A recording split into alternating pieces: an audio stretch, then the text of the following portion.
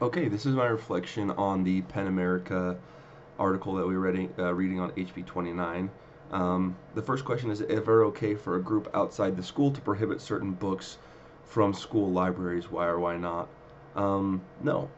I'd say, even just based off of what we learned about libraries and social infrastructure and what a library's job is, which is giving access to information to people who may not have access to information, then people outside of that library should not be able to, right? If the library wants to work together with parents, if that specific library wants to work together with parents to decide if there are things that they're not interested in carrying, sure. But that should be between the library and the people using that library, right? Um, Doing it any other way is restricting information from people. And I don't think that's okay under any circumstance. It doesn't matter if it is information you think is unimportant. You shouldn't be able to restrict people from that information, right?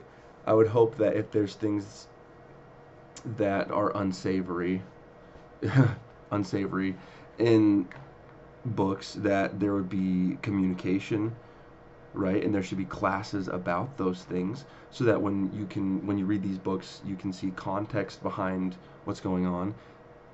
But I don't think you should be able to remove information from people for no apparent reason that makes sense, at least. And then question two: is there a word, idea, or behavior that is a common target for censorship in our society?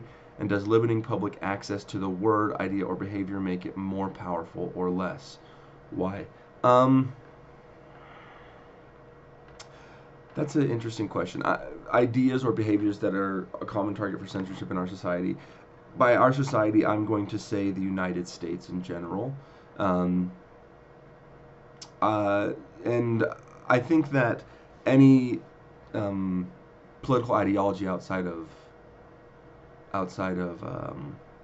capitalism is propagandized, right, and or censored, or I'm going to say propagandized rather than censored. It is censored to some extent, but they hide information, right? You learn things about people like Karl Marx and other good minds later on that you had no idea. Like you'd heard horror stories about these people when you were younger, and then you learn about their ideas, and you're like, why are we against these things? Does limiting public access to the words or ideas or behavior make it more powerful or less?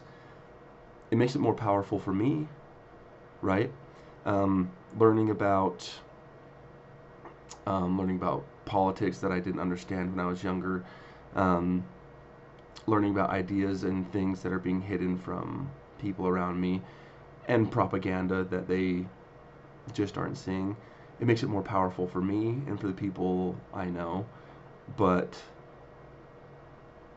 I don't think I think, unfortunately, censoring information works because the people who really could benefit from it don't see it. Um, so I think it's a bit of both, right? I think that if you want to find information, you are always going to be able to find it. Um, but limiting access may make it more difficult. So it's a little of both, honestly.